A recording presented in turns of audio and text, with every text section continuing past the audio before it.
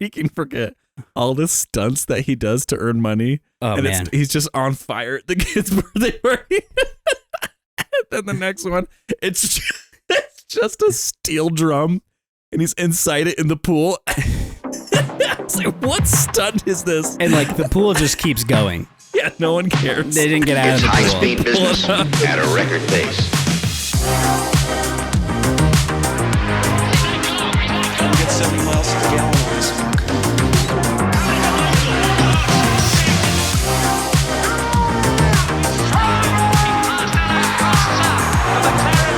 This is ship that made a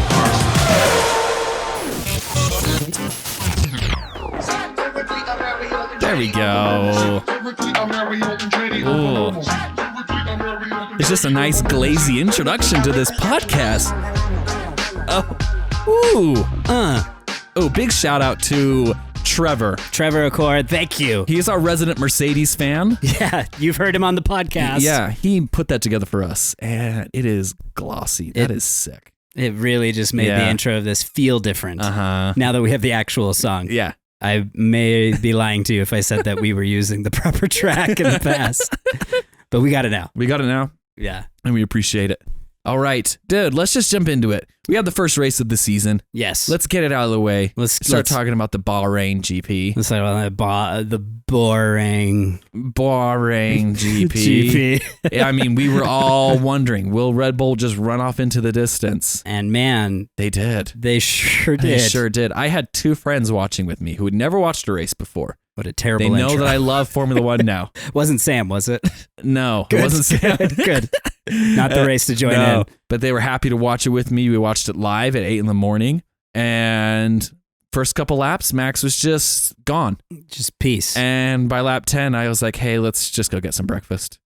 I pretty much know how this is going to turn You're like, out. this is how it's going to go. Yeah. Everyone's going to think they have a shot. Yeah. They don't. They don't. He was getting a second a lap on everyone. I love that the FIA was like, big news. Yeah. In order to reel in Red Bull and make it so they don't have such an advantage, DRS available after one lap, and Max is like a second and a half in the lead. They're like, oh, son of a B. He's like, nice try. Red Bull's just like, oh, that's the marker we have to beat? Easy. Okay, we'll just second and a half lap faster. Yeah, we'll That's just do it. that this year. Go for it, Max. FIA is just like, okay, next year, then we get a DRS right off the bat. Right. Everyone but Red Bull gets DRS. Whoever's first in the constructors, no DRS. Period. It was crazy, the Yeah. gap that he was just pulling ahead with. So stupid. I mean, Ferrari had a little bit of a overpass at one point. Yeah. It was just kind of let down. There were a few things that I wanted to highlight Okay, I want to hear him. that I probably need to get your perspective on. Okay. Because one is Daniel and Yuki.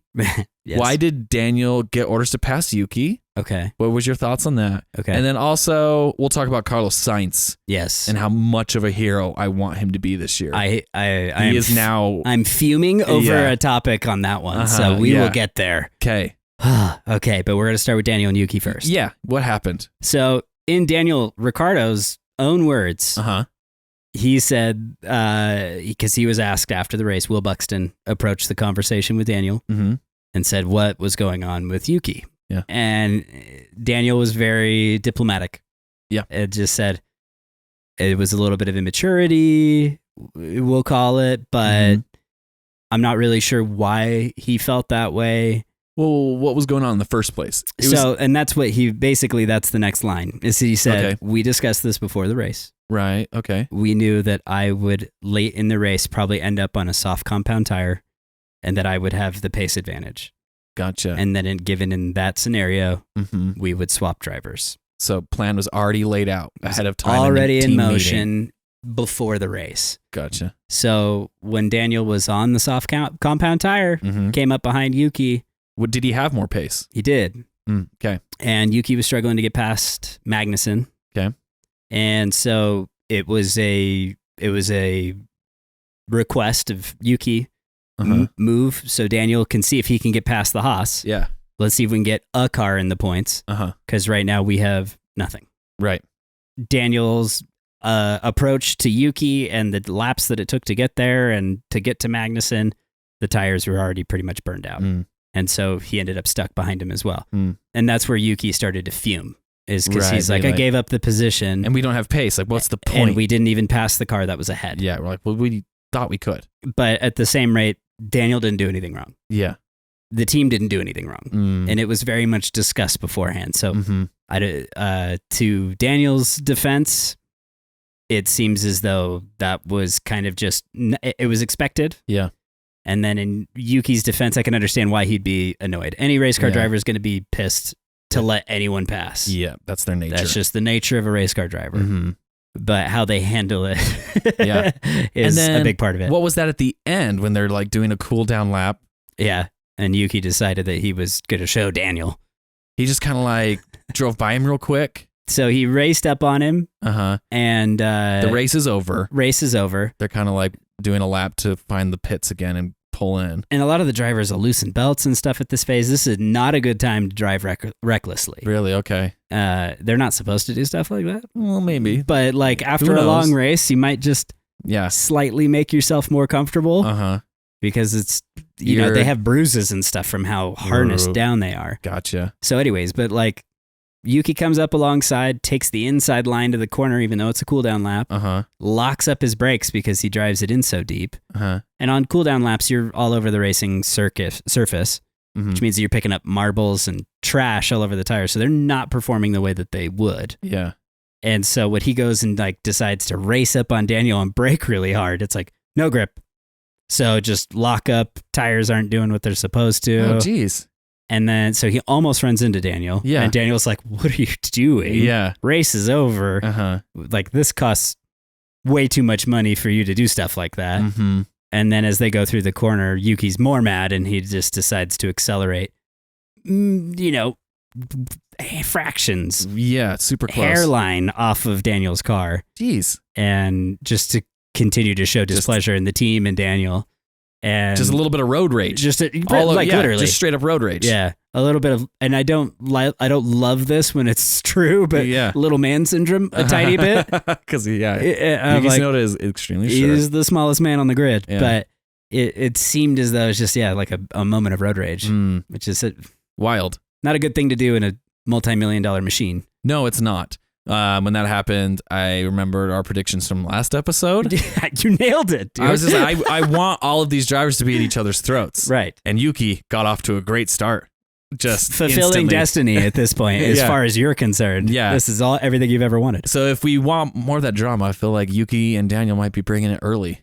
Well, Daniel's showing a lot of maturity, like he said. He didn't really see it as a big deal. They didn't finish in the points. Yeah, so what's the issue, dude? Yeah. If it was for the podium, for the win, we're talking that's different. For 13th, Daniel's like, what are we doing? First race of the season, you're finding out the car's real strengths. Right. And then you're not even in the points. Right. Yeah. And Daniel hasn't won a race in a couple of years. Yeah. But he's a multiple race winner. And so I think that he definitely has that experience in the sense of being like, what are you mad about? Yeah.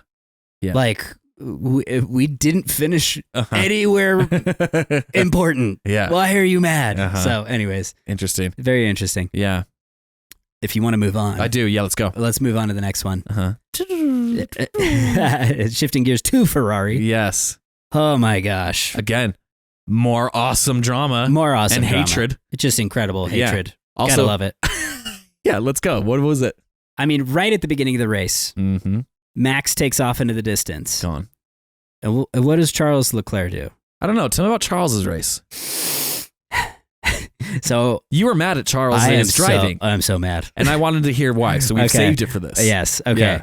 So Charles is chasing Max. And he's putting every ounce of what he can put into it to track him down. Yeah. But as we kind of know, Charles is sort of semi-notorious for being a choke artist. Lecrash. If you change his letters around, you get Lecrash out of Charles. Out of Charles spells Lecrash. And so Chucky Leclerc is pushing so hard that he does damage to the tires.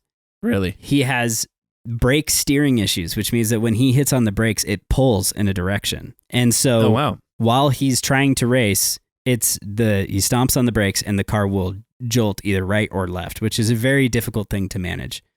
Okay.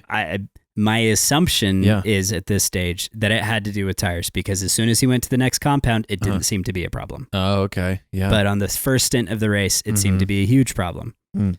But we know that he overcooked the tires. So then comes Carlos Sainz, who's rapidly approaching, hasn't hurt his tires, right, and is now setting stellar laps. Mm-hmm. And what does Charles do with Carlos? Mm-hmm. He freaking takes so much life out of the tires, fighting him for 2 laps or more, not letting him pass, even though Charles is suffering from car brake condition issues and or tire overheating. Wild. Yeah. And he's still refusing to let his teammate pass to try to catch the Red Bulls. In my opinion, if that hadn't taken place, if Charles had acknowledged like, oh, this isn't my car's kind of like underperforming right now. Yeah, this isn't my moment to battle. Exactly, yeah. If he had acknowledged that and let Carlos through, that Carlos at least had a shot at Perez. You think so? I think he at least had a shot at P2. One shot, yeah. Which is constructor points. Yeah. It's like those things matter at the end of the season. It adds up. Yeah, it gets down to the points. And it's like at this stage, it's so early on the driver points that it's almost ridiculous to have that kind of like argument. But as a team, early in the season, it's like gather what you can. Yeah. As cars develop through the year, things change. Yes. Yeah. Getting a P2 might be impossible later down the line. Yeah. So it's like get them while you can. So yeah. To me, Charles really, really blew it as a team player and was fighting really hard. It was great. It was fun and entertaining to watch. Yeah. But I felt strategically it was amateur. It felt rookie mistake for Ferrari and Charles. Like I was surprised that there wasn't a Ferrari call to be like, hey, just knock it off. Didn't you just tell me your brakes weren't working? Yeah. What's going on? Why are you pushing your teammate off? Yeah, exactly. Let's not do that. But then to just the icing on the cake. Yes. And the thing that made me the most mad is that Carlos gets out of the car. After taking third. After finishing on the podium. Podium finish for Carlos Sainz. A heroic race. And everyone watched that race and gave him driver of the day. Shoot, yep. Because he had the best race out of anybody. And the team wasn't there. Who's there to cheer him on? It was the Lewis Hamilton last season with Mercedes deal. So interesting. Not a single Ferrari team member there. Where's your team showing up to support your driver? And everyone's like, oh, the team is behind Carlos until his last day of the season. BS. Bull. Yeah. Bull, Ferrari. We saw it first day. You guys were on your team LH? Yeah. Already. Yeah. Carlos has zero They're support. all in the pits right there wiping off Charles Leclerc's tears. Right. Being like, should we get your piano right now? Yeah, should we get the piano? Yeah. Don't worry, you're still the number one. We still love you. You're better than Carlos, even though he's on the podium right now. You're also better than Lewis. They're popping champagne over there. Yeah. Don't worry. Don't look. Turn away, Charles. Don't look. Don't look. Don't do it to your yourself. Your precious eyes cannot handle the podium right now. Just like, You're too beautiful. You're too beautiful for this world. You'll turn to stone, Charles. You'll turn to stone. It was crazy to see Carlos Sainz pull off his helmet and just look around like, hey, where's my team? If you're new, if this was your first Grand Prix you watched, you probably noticed Max get out of the car, run over to the little barriers and jump into the team. Right. And the team like holds him up because everyone's trying to get a hug at the same time. Right. Carlos Sainz is just all alone. Just looking around. Kind of like, where's my mom? She was supposed to pick me up from school. That John Travolta gif. Yeah. What's going on here? It's so crazy. It's crazy. And one of the things that I said to my wife, actually, we've been watching Drive to Survive to get through the episodes. Yeah. And one of the things that I said to my wife is, I'm like, it's one of the things that I love is in Formula One, third, second, and first is such an achievement. Yeah. I love that they celebrate more than just one person. It's all 3 of the top 3. They get to be like stoked and champagne spray, and the team gets to celebrate. Yep. NASCAR's so polar opposite. It's hilarious. What does NASCAR do? Second place usually is swearing his head off in the final interview. Really? Because he was close. Oh. So he's the bitter first loser. There's no podium in NASCAR. It is very much Talladega Nights. It is. Second is first loser. What's the saying in Talladega Nights? It is. I think that's what it is. Yeah. If you ain't first, you're last. Yeah, you're first, you're last. That's what it is. Yeah. So first loser, second place.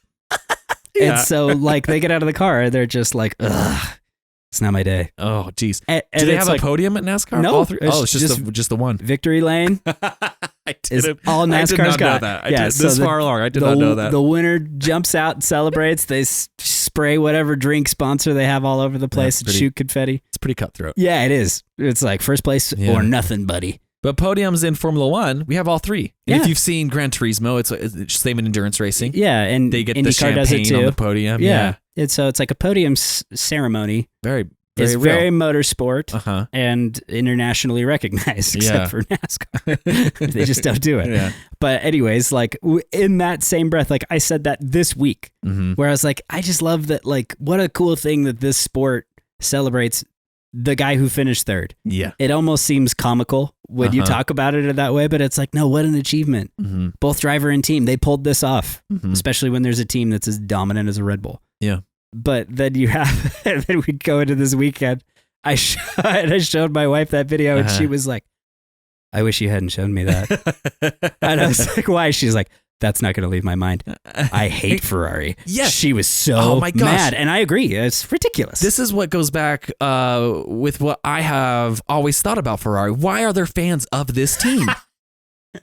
As soon as they start seeming cool, maybe like there's some hope, or like Carlos Sainz, we love Carlos Sainz. Yeah. Maybe they're the ones who are actually going to be able to battle with Red Bull. They pulled this move. Yeah, they do this stunt, and they make you question why are we fans of why this do we team? even support you guys? Yeah. You're so They haven't- unreal. They haven't won in a long time, No. except for when Carlos Sainz won last year. Yeah. And again, they're giving him the finger for They doing already fired him. it. Yeah. And I do question, did you fire the right guy? Yeah. No, I will be watching every race rooting for Carlos Sainz to continue to show them you are firing the wrong guy. I feel like anyone who's a human being will cheer for Carlos Sainz this year. If you cheer for Charles, I feel like you don't have a heart. You just love Charles. You just love hot boys. Yeah, it's just a Charles thing. Yeah. It's not a race fan. you don't it's not care. a sport fan thing. Yeah. I'm like, if you've got a soul, you're cheering for Carlos Sainz. Yeah. If you like humanity, That's what I'm saying. Yeah, Yeah. totally. and that's going and saying that the Ferrari people just aren't humans. They have no. What is it about Charles Leclerc that they just He was the- fanboy over this guy so hard? It's like watching the Star Wars movies and being convinced that Luke Skywalker is the coolest character in Star Wars. Yeah. Do you know what I mean? Yeah. It's like, Because Luke is not cool. he's not cool. He is whiny as hell. so whiny. He kind of has a skirt Yeah. that he wears. Yeah. Han Solo, leather vest, blaster, doesn't have the Force, but we all want to be him. Doesn't want the Force. Doesn't even want it. It's like, I don't need that.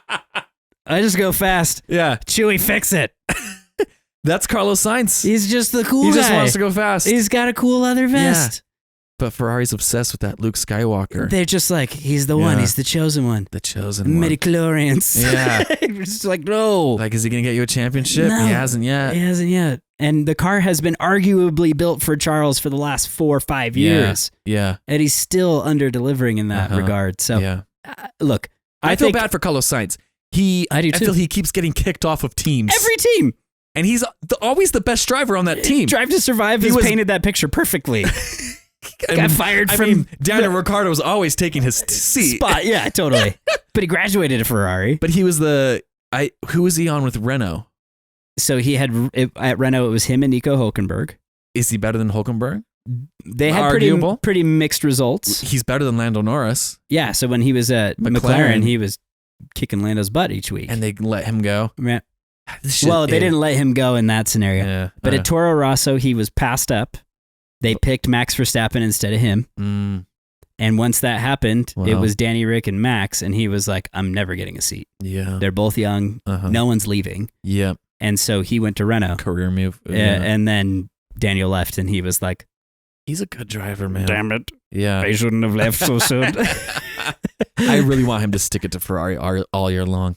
I want them to keep like purposefully building the car more towards Charles in Carlos's face. Right. And Carlos just to keep continue to out-driving deliver. it. Yeah. I feel like that They're was, like, the more we focus on Charles, the better he gets. I mean, the more powerful he becomes. I feel like there's Yeah, so man. many conspiracy theories that align with that idea, but we'll get into that. Yeah, man. later or some other day. Cool. Anything else about the Bahrain GP? I mean, I feel like I watched the Formula 2 race. Okay. Which was enjoyable. Okay. I actually thought that there was quite a lot of overtaking. There was engine failures and things just happening, which was just enjoyable to watch. But the main reason that I'm interested in F2 this year is because the determination of whether or not someone will replace Lewis that's in the sport, a retired hero coming back to replace him. Okay. Or Kimi Antonelli, who is racing in F2 this year. I've heard his name. Yes. So Kimi is the one who is in the standby seat for potentially replacing Lewis should he perform and impress Toto and the team enough. Oh, okay. And so they're watching him in Formula 2. Right. How long has he been in Formula 2? He skipped F3 to go to F2. So I think he was F4 champ. Okay. And they were like, let's just graduate him. And I'm not even sure. Is this his first year in F2, maybe? Yeah, this is his first season in F2. Oh, okay. And Interesting. His teammate is... Seems like a golden boy. Right. And his teammate is Ollie Behrman, who is Ferrari's junior. Oh, okay. And Ollie did a couple of practice sessions Haas last year with for Haas. Yeah. Right. And he's the reserve driver for Haas this season. Gotcha. So Ollie's already made a pretty big name for himself. Yeah. And they're teammates. And so Kimi is being gauged against somebody who's already pretty well recognized in F2.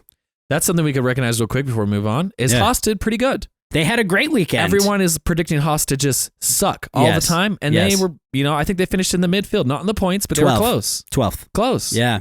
Nico Hülkenberg had wing damage. I think, did Bottas hit him in the back and then he hit Lance? I think it's something like that. And so chain he had reaction. to pit first lap to switch to the wing and just put him back 30 seconds. Yeah. Pretty rough. A rough race for him. But the car seemed like it didn't burn through tires. I think they said that, they fixed the tire degradation problem from last year, which was the problem keeping them out of the midfield. Right. They were competitive last year with that problem. I mean, Hulk was getting Q3s every weekend. Yeah. It was frequent. Yeah. Take that problem away.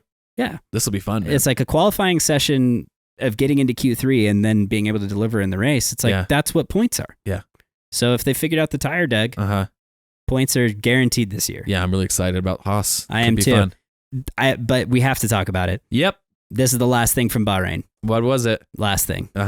Last season, when they fired Otmar Schaffenauer, we talked about it. And the first thing that I said about it was, this was such a bad move. Do you remember this? Yes. Yeah. Because I was like, the amount of shakeup at Alpine is going to cause domino effect crumbling of the team. Yeah. Oh my gosh. Oh, they are dead last. Oh my gosh. They replaced everything. The car is years to get that car back up. The car from last year was faster than the new one. That's They're dead last in the championship. Oh my gosh. Their budget is like the same as Mercedes. Ooh. The same as Ferrari. They have the same factory backing as those teams. Jeez. To be dead last is a joke. That's not good. It shows just how, we talked about it. It started with Cyril. Yep. When they let Cyril go, they went through 3 other bosses before Otmar.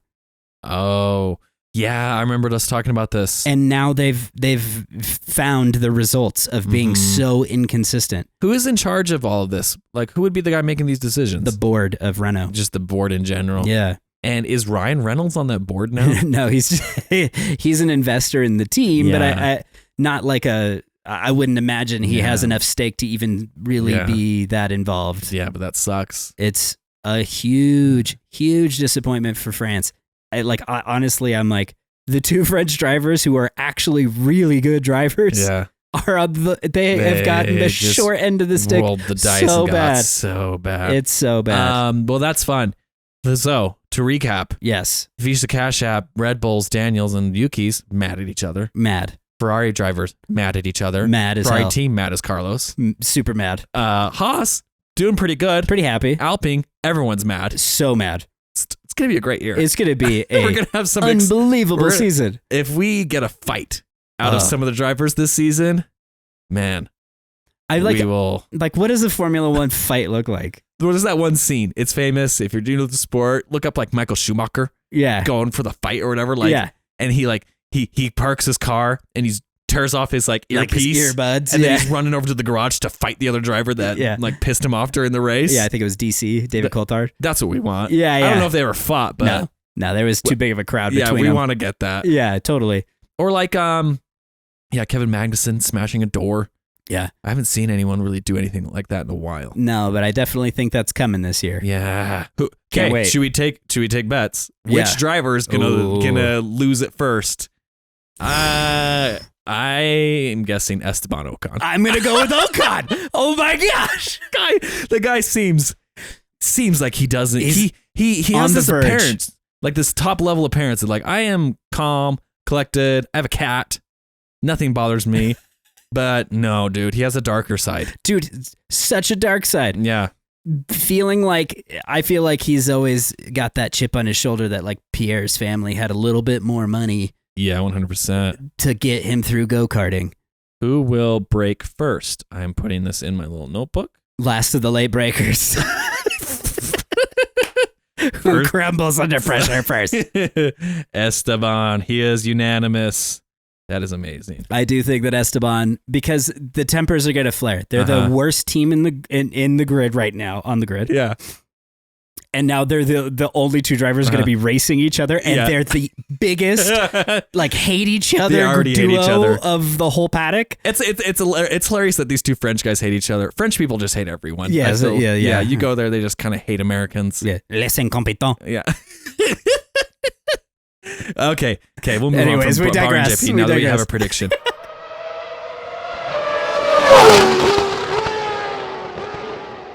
Okay, shifting gears. We have something exciting that we've never talked about because it's never really existed before. We talked about it a little bit last year. A little bit, maybe. Yeah. Okay, it's Formula Academy. Yeah. Their first race is this week. This weekend in Saudi Arabia. And Formula Academy, correct me if I'm wrong, Mm-hmm. this is every team has a female driver. Correct. And they're racing in their own kind of series. Correct. And they are also technically reserve drivers for that team In some capacity. in some capacity. And is there a potential that these drivers, if they perform super well, could kind of move up to Formula One? Or Yes. That's kind of how it's going? That was the intention of this series.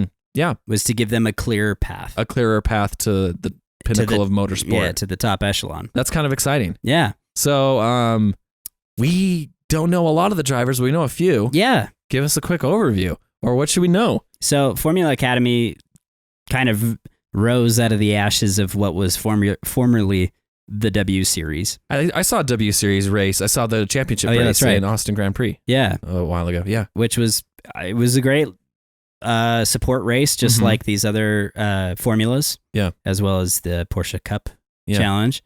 But with the W Series and Formula Academy, they were specifically strictly women racing. Mm-hmm. The main differentiator between W Series and F1 Academy Mm-hmm. seemed to be the investment and the interest of the big teams. Mm-hmm. Susie Wolf is the CEO and the leader, the director Mm-hmm. of Formula Academy. And she got the buy-in of all the teams Cool. to support one driver. So there are only 10 drivers in this series? So there are 5 teams that are made up of the lower formula category like teams.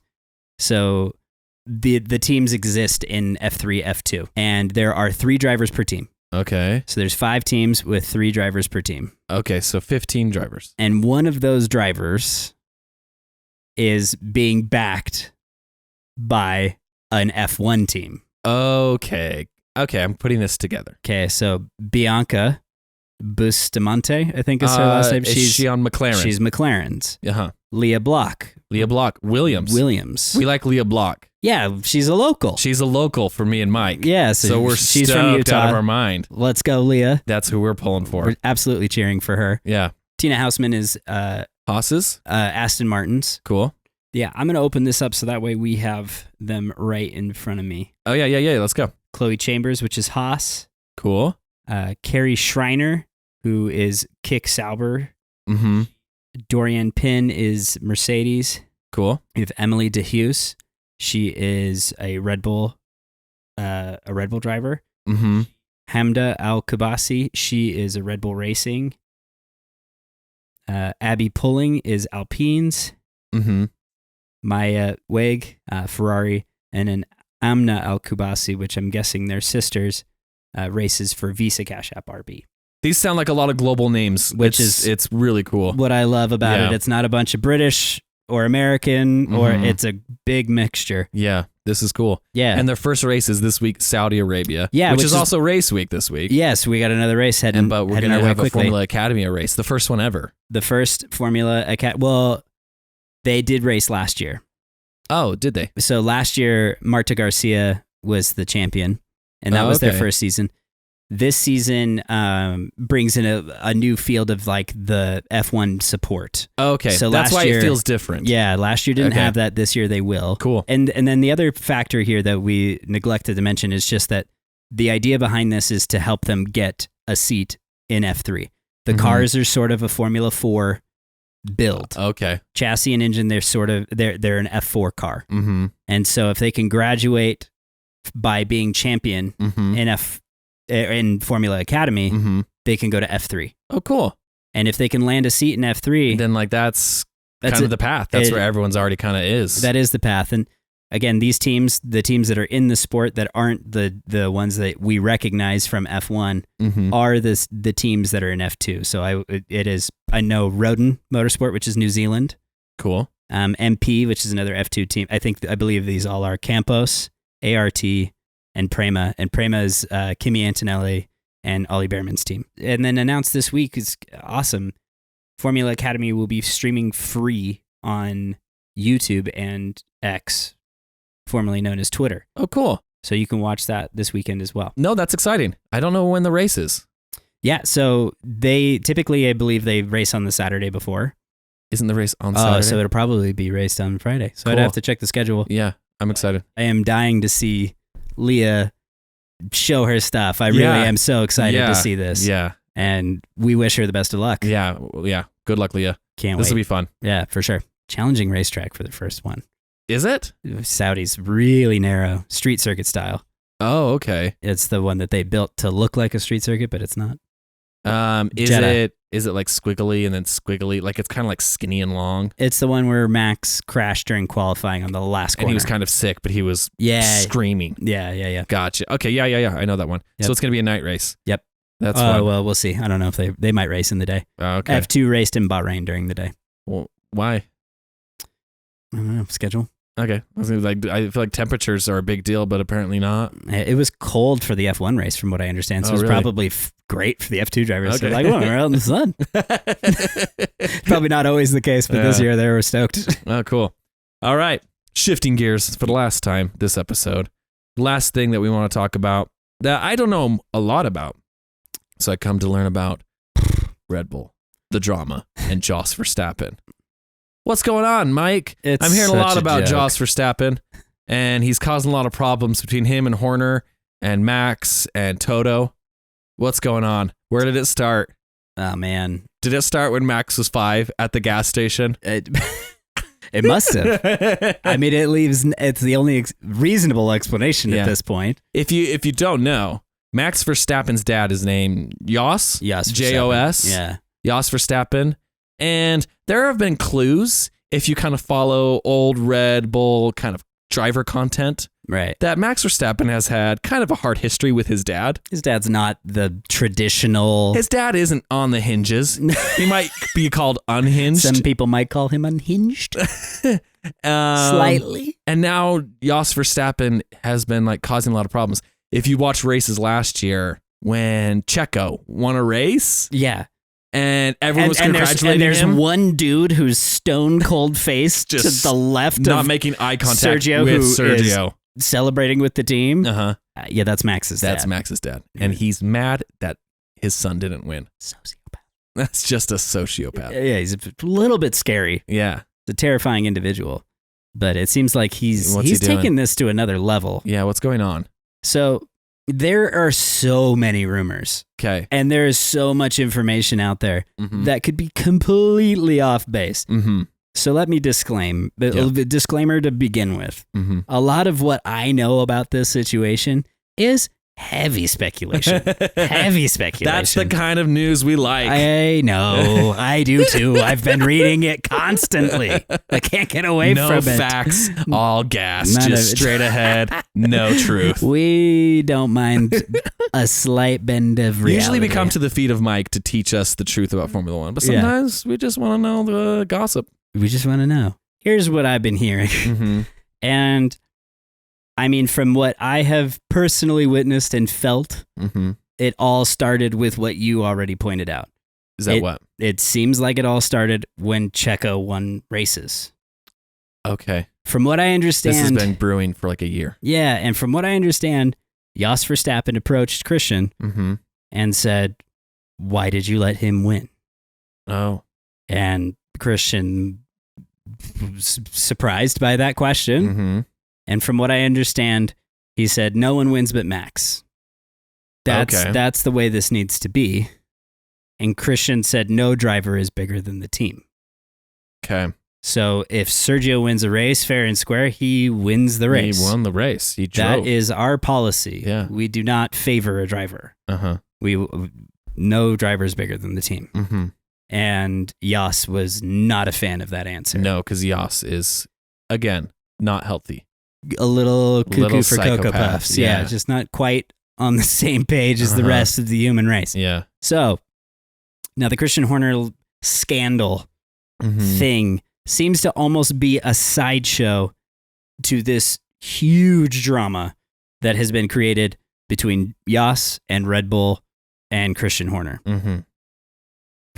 So now a little backstory. Okay, yeah. Okay. Red Bull was founded by Dietrich Mateschitz, and we've said his name in the past. Yeah. Dietrich had 49% stake of Red Bull. Okay, just barely under half. Just under half. For those of you who don't know math. The other 51% is owned by a family that I cannot pronounce their name. Okay. Based in Thailand. Okay. Okay. Yeah. So the majority stake in Red Bull, the drink company, not racing, which owns the racing team, is owned by the family in Thailand. Okay. Both founders, Dietrich and the gentleman from Thailand, have deceased. Okay. Neither of them are still alive. So that means that we are in second generation Red Bull families. There is, because of that, there are two parties with two very differing opinions on what needs to happen. The Mateschitz Austrian side of the company does not want Christian Horner at Red Bull Racing. Because of the scandal? Or just in general? In general. Okay. The Thai group does. They like him. They know that he has brought results. Yeah, he is crushing it. And Red Bull has a lot of championships, not just the Verstappen ones, they have the Vettel ones, right? Yeah. So, and with Adrian Newey and all that stuff, heavily Christian Horner has doing built the ultimate Formula One team ever. He really has. And so it's really hard to say that you would get rid of him. Yeah, this guy is bringing you nothing but success. Right. And has proven it, right? Yeah. Now, here's where the interesting side of this is. And again, I can't say that I know the details of the Christian Horner case, but let me make another case. Yep. Christian's case was private. There was a accusation. There was an independent organization that investigated the accusation to then fire Christian if he was guilty and had done something out of line. They came back with the result that Christian could remain in his job. Okay. Red Bull had, by February 2nd, already prepared a press release that Christian was let go. When Christian went to Red Bull and says, if you do this, I will sue you. And I will end up owning your portion of the drink company. Don't do it. Yeah. And so they backed down. The investigation played out. And the result was different than what they expected. Okay? Okay. Again, private matter. Yeah, about the privates. Handle. Slightly on topic. Maybe. We'll see. But private matter handled outside of the realm of what we know. Yep. and supposedly came back with the result that Christian could remain in his job. Again, that's not my job to say that whether or not he deserved to keep his job. That was somebody else's. Mm-hmm. I'm not speaking on opinion in that regard. Mm-hmm. Helmut Marko, blatant racism on numerous accounts. Yep, we've talked about it before. Publicly. Yeah, he is just firing off things. Not a private matter. No. Helmut Marko straight up was racist in public. Yeah. And Red Bull said, protect him, protect him, protect him. Mm. We can't lose Helmut Marko. Yeah. Protect him. Yeah. This dude needs to stay. Wild. But Christian, with his private text messages, mm-hmm. is suddenly being questioned by everyone. Toto Wolff, get rid of him. Everybody wants him gone. And a prepared statement. Right. Off the bat. Right. Seems like those are very polarizing reactions. Yeah, very different. Supposedly, and then this is where the rumor gets deep. Okay, so go ahead and just judge me now for a rumor mill. But supposedly, mm-hmm. the rumor has it that after Dietrich passed, Christian organized a group of investors to purchase the Austrian side mm-hmm. of Red Bull. And that way that Red Bull could be owned by him mm-hmm. and his investment group, like Toto Wolff and Mercedes. Yep, it's not unheard of. Not unheard of. And that the Thai group would maintain their ownership mm-hmm. in Red Bull. Yeah. This is where the rift between Helmut Marko, the Austrian side of Red Bull, mm-hmm. and Christian Horner had a gnarly split. The Verstappens feel very loyal and very like an allegiance to Helmut Marko because Helmut was the driver boss that gave Max the nod at 17 years old. Okay, yeah. And so they're like, it wasn't Christian's doing. This was Helmut's doing. Mm-hmm, yeah. So we protect Helmut. Right. And it just seems to me that like if this part of the story is true where Christian tried to buy the team or whatever, whether or not that timing and all that stuff makes sense, mm-hmm. what does make sense to me is that there was a clear division between Helmut and Christian and that one of them needed to go. Mm-hmm. And we have now seen, fast forward from when that was first announced, like 18 months ago, mm-hmm. to here. How did Red Bull arrive at a conclusion? This is where my conspiracy is deep. This is nobody else reporting this. Okay. How did Red Bull get from Helmut Marko saying racist things and doing things in the media that he shouldn't do, protect him, and then 18 months later have a inappropriate relationship with a coworker, mm-hmm. text message thread that blows up, becomes a thing. Christian Horner is fired without even an investigation. Let him go. Yeah. Does it stink a little bit that this might have been a setup, a ruse, a little? Yeah. Interesting. I think that there's just so much that we don't know. Yeah. But ultimately what it comes down to mm-hmm. is that there is a unbelievable civil war over Helmut Marko and Christian Horner. Which is like... And Jos Verstappen is not quiet about what he wants. And so Helmut Marko is still at Red Bull. Yeah. Okay. 80 years old, by the way. Yeah. It's weird to me that Jos Verstappen is so like loyal. Right. Because Max was brought into the team by Helmut Marko. So we are loyal to him. It's like, yeah, he's here. Yeah. Where else is he going to go? Yeah. He got you here. You're winning championships. You have the best car that has ever been made. Be loyal to Christian. Right. Or just be fine. Or just enjoy the ride. Because there's nowhere else you can go. Right. So you've made it. Right. Just enjoy the ride. So why rock this boat? Why rock the boat? Yeah. And they got you in this seat. Right. Just sit in the car and drive. Right. So it's, to your point, it makes no sense to do this. Yeah. And I heard things like, oh, if he gets mad and upset, we might send Max to Mercedes. And Mercedes is like thinking, oh, we could get Max in our seat. And Toto says it's not impossible. Yeah. But also, why leave? Mercedes doesn't have a powerful car compared to the Red Bull. No. And if Red Bull is going to lose Max, they're like, okay. Well, basically what this has we'll become. Get Daniel. Right. And he can harness the car and go. Right. We've already proven that he can do that. It's like, so what's the threat? So that's what it boils down to at this stage. And this is where this is just like comically ridiculous to me. Yeah. What is it? Is that it's me or him. This is, It's like one of those famous movie showdowns in a dating like scenario where the girl realizes she's in love with two people. Okay. Yeah. And it's like, it's either me or it's him. Uh-huh. Who do you pick? Yeah. And I feel like that's the Verstappens with Helmut Marko and Adrian Newey with Christian Horner. Yeah.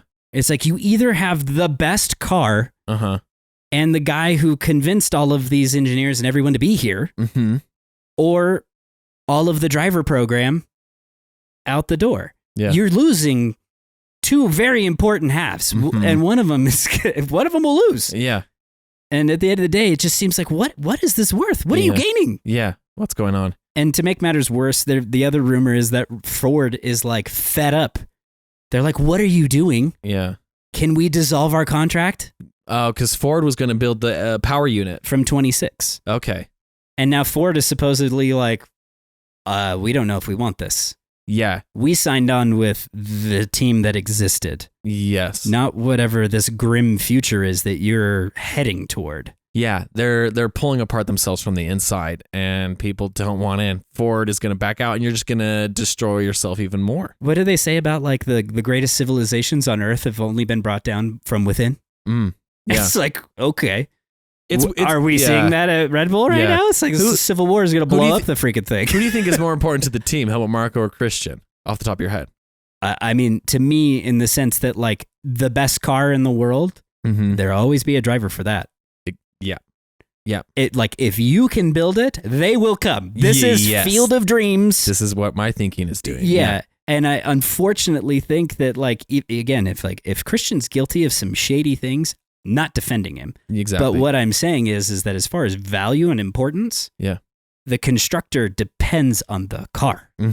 Yeah. And you just have to find the dude who can drive it. Exactly. And there are 20 pretty freaking good ones. Yeah. If it's a second and a half faster than every car on the grid. Yeah. You would have drivers willing to do anything to get lined into that car. up. Yeah. Ferrari, Lewis will break Ferrari contracts. To kind of contrast this, I'm listening to Günther Steiner's book right now. Oh, yeah. And he mentioned that when they let go of Nikita Mazepin, he was getting calls from every single driver that wasn't in F1. Right. Being like, please let me in. Do you have a few minutes to talk? I want to talk. Like, what's going on, Nikita Mazepin? I want to talk. With no and guarantee. And that was a Haas car no guarantee that had of been being performing competitive. 20 minutes behind the pack. Right. You have a car that is performing 20 minutes ahead of the pack. Yeah. Yeah, you have the whole world to choose from. You don't just have the 20 in the paddock. You have every driver alive that wants to race your car. Yeah. And I think from my inexperienced opinion, I feel like Juan Christian Pablo Horner, Montoya coming out of 20-year retirement to race the Red Bull. From my inexperienced opinion, I feel Christian Horner is the cement keeping all of this together. He's brought all the right people together. He's navigated all the politics, all the financial things, the negotiations. Right. He's managed a lot of crazy like egos. Right. And he's so calm under it all. And it's an energy drink company. Right. He was the first person to be like, I'm just an energy drink company team. Right. We're going to become the best. We're going to dominate in the space of manufacturers. Yeah. And now, if you are a newcomer to the sport, I think you choose from 3 teams: Ferrari, Mercedes, and Red Bull. Right.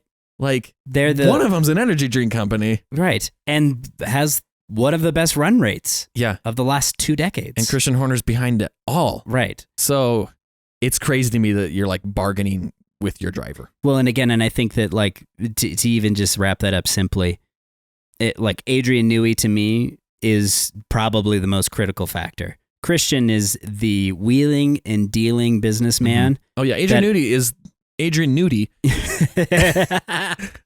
That's when they're building the car after hours. Those are the pictures that got circulated. Adrian Newey was brought on by Christian. Right. So it's like that's another piece of the puzzle that Christian brings. And his contract, to show the allegiance between Adrian and Christian, Adrian has stated in his contract that if Christian is let go, he leaves. Yeah. Like it's not even if Christian goes, I get to decide what I do. It's like, no, if Christian goes, I'm out. Yeah.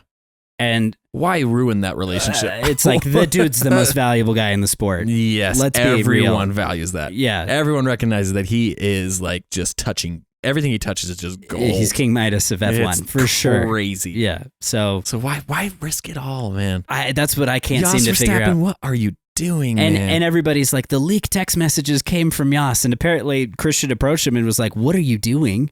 Yeah. And Yas is like, "My son races for the team. Why would I do something like that? It doesn't benefit me." And I'm like, "Wait a minute. I've seen you do some pretty stupid things, Yas, Yeah. since you've been with the team." I'm with Christian on this one. It feels like it was your doing. Mm-hmm. So, anyways, it's been a wild ride. Okay. That's kind of good to get my head around what's actually going on. And I mean, I thought it was over when they were like, "Oh, the investigation's over. Christian gets to stay." Yeah. It's like, "Oh, okay." How long do you think they'll be able to go? Like, how much longer does this go on for? Think they finish it by the next race? I feel like they have to figure it out after Saudi Arabia. Yeah. There's a small break. It's like, can you get past this? Weird that Max is still just kind of like a daddy's boy. Like, yeah, wouldn't you say, like, "Shut up, Dad"? Yeah, get out of the sport. What are you doing? You're like, quit meddling in my career. Yeah, I'm old enough now. I'm Dad, kind of. Dad, stop. I want to go down to the Red Bull to get some power converters. Yeah. He's like, Yas is like, "Remember the last time you told me to stop?" It's just crazy. It's like, it's when your parents show up to like your school or like your friends and try and meddle. It's just, get out of here. It's fine. I'm old enough. Get out of here. Yeah, it's fine when you're 6. Yeah. It's fine when you're 12. Can't you be just a Papa Perez Yeah. who's just happy? Handing out kisses for second place in Mexico? Come Just on. Be chill, man. Yeah. We love the Perez. It just seems, I can't fathom why this would be worth it. Yeah. It's wild. Because at the end of the day, it's going to tear something that's been pretty powerful apart. Yeah. It doesn't seem like Red Bull's going to be stronger after this. Mm-hmm. No. Whatever the resolution is. Yeah. Which is a shame. Well, but also, let's kick Red Bull's butt. Exactly. I just thought feel like if anything, Interior will bring the Red Bull back down to speed with the rest of the pack. Haas, WDC 2024. Yes, dude. Let's get it. Everyone else Hulkenberg is, on the podium.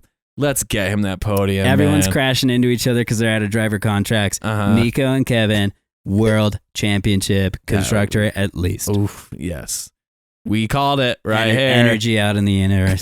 In the universe. Amazing, dude. Amazing stuff. Yeah. All right. Well, thanks for joining us this week for another Thank you, episode everyone. of the Fast Ones. Yeah. Listen to us on Spotify. Watch us on YouTube, Instagram, TikToks, Twitter, everything. Like us, share us. We're coming at you every week now. Every week. Yeah. We're back. We're back. And we can't wait to delve more into this as more unfolds. Yeah. So, see you next week. See you next week.